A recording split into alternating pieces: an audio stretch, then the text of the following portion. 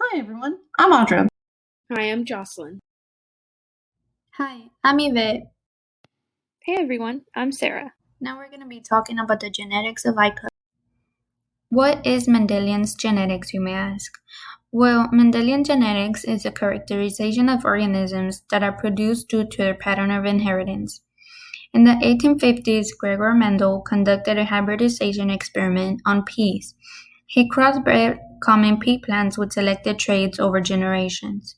From crossing two plants that differed in a single trait, he discovered that the F1 generation was only of plants that inhibited only one of the traits. But when the F1 generation was interbred, the F2 generation showed a 3-to-1 ratio, meaning that three plants had the same trait of only one parent, and then one of the plants had the other parent's traits.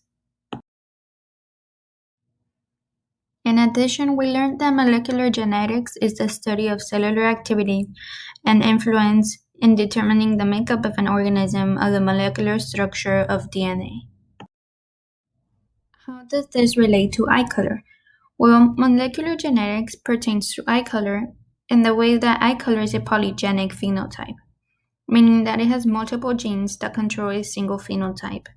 A region on chromosome 15 is a big part that determines eye color, and the genes OCA2 and HERC2 are located there. We chose this particular subject because we saw an opportunity to research why the pattern of inheritance concerning eye color is much more complex than usually considered. Through Mendel's pure breeding line of pea plants, he established the foundation of heredity of traits such as eye color. He proposed that each trait or gene came in alternate forms, and combinations of these forms determined the contrasting characteristics. He called them dominant and recessive alleles. Originally, eye color was understood to be passed down using complete dominance, where one gene completely masks another. The other types of dominance include incomplete, when the offspring resembles neither parent, and codominance, when the offspring resembles both parents. Mendel knew that each gene carried two copies of itself, but he did not know how they were passed down. He theorized that during the formation of the egg and sperm of the parental generation, the alleles would separate, so each gamete only received one. Upon fertilization, the gametes, the sperm and egg, will unite at random, bringing the alleles together in the fertilized egg. He called this the law of segregation. As he continued his experiments, Mendel wanted to know the mechanisms behind the inheritance of two seemingly unrelated genes. To do this, he bred two different pure breeding lines of pea plants and allowed the offspring to self-fertilize. The resulting offspring exhibited both traits from the parental or F1 generation. He called this independent shuffling of different alleles the law of independent assortment. Mendel developed a method to visualize the possible outcomes in a given cross, known as the Punnett square. These traditional crosses were once used to predict the eye color of offspring. A monohybrid cross is one between individuals that only differ in one trait. An example would be parent 1 with brown eyes, represented by two capital B's, and parent 2 with green eyes, represented with two capital G's. For a monohybrid cross, a Punnett square looks like a 3x3 table, as shown here on the board. Parent 1's genes, BB, will be separated and placed onto the far left column of the table, whereas parent 2 genes, GG, will be placed in the top row. The four empty boxes will be filled with a B and or G by dragging one letter from parent 1 and 2, like so. Following this principle, the remaining boxes are filled. These newly filled spaces reveal the gene outcomes for the offspring of parent 1 and 2.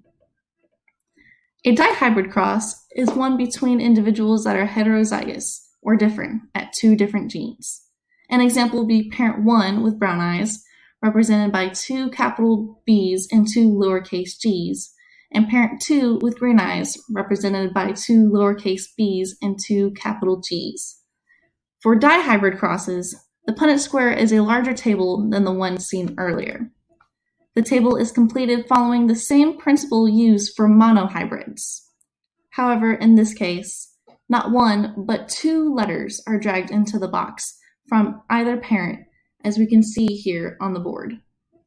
Now, in this case, the following offspring all have the same genotypes, as we can see with the arrows dragging the letters from the top row down to the bottom.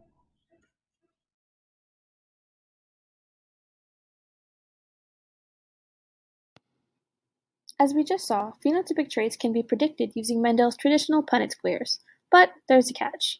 Though eye color was once considered to be a simple Mendelian characteristic, it wasn't until the development of molecular genetics that scientists began to realize the true complexity of the trait. In actuality, eye color does not follow classical patterns of inheritance. Rather than expressing complete dominant or recessive patterns of expression, eye color is instead a polygenic trait, meaning that its phenotype is influenced by several genes. Additional genetic principles of incomplete dominance, meaning that alleles do not completely mask the effects of another, resulting in a genetic blending of phenotypes, and epistasis, meaning that the presence of a gene suppresses the effect of another gene at a different location, are also involved. For example, incomplete dominance of multiple genes related to green and brown eye color results in an individual with hazel-colored eyes, and the relationship between the two primary genes responsible for eye color is considered genetically epistatic due to their relative interdependence and other ways they operate with one another. These two primary genes we just discussed are called HERC2 and OCA2, and each are located on chromosome 15. The OCA2 gene provides instructions for creation of the P protein, located in melanocytes, or specialized cells that produce a melanin pigment. This pigment is what provides coloration of the irises within the eyes. A small amount of pigment is generally associated with a lighter shade, while a large amount corresponds to darker shades. The type of pigment produced is also a huge contributor to resulting eye color. This is also determined by the actions and interactions of genes. HERC2 is largely thought to be responsible for the regulation of OCA2, due to the fact that an intron in HERC2 contains the promoter region for the other, influencing its expression. Consider HERC2 as a sort of genetic on-off switch for OCA2.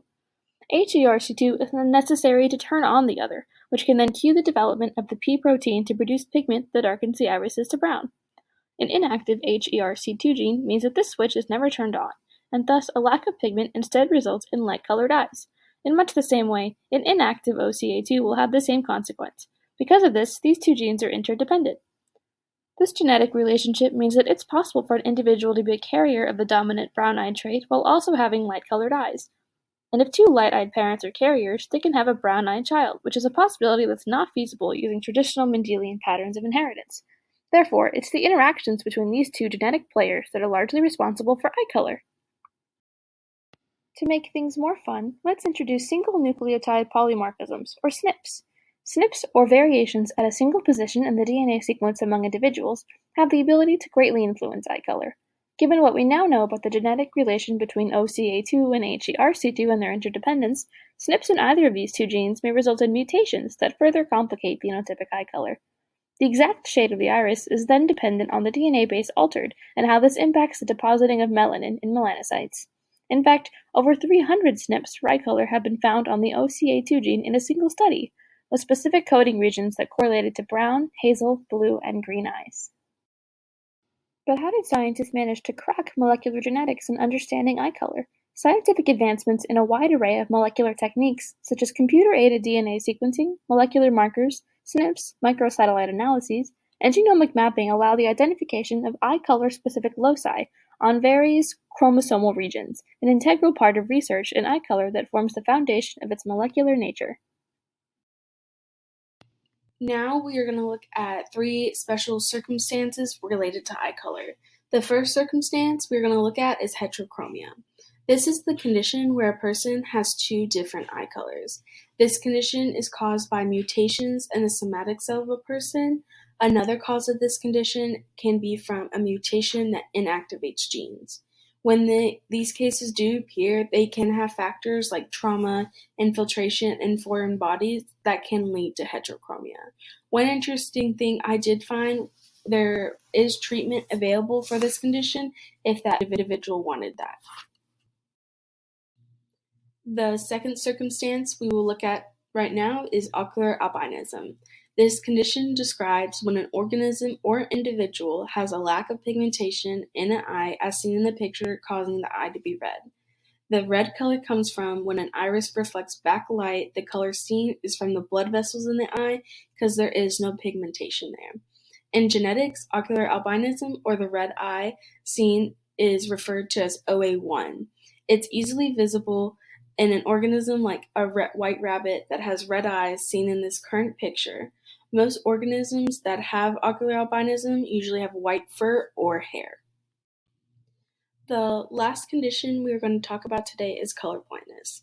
This condition is where an individual cannot see a specific color. Some common examples of this are red-green color blindness and blue-yellow color blindness. The picture shown illustrates how a person sees the world with color blindness. Color blindness actually comes from the mother and is passed to the son, but this condition can be acquired or congenital.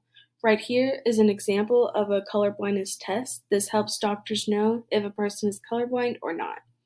There is no current treatment for color blindness, but there is technology out there for people with this condition to see colors, like special glasses, for example.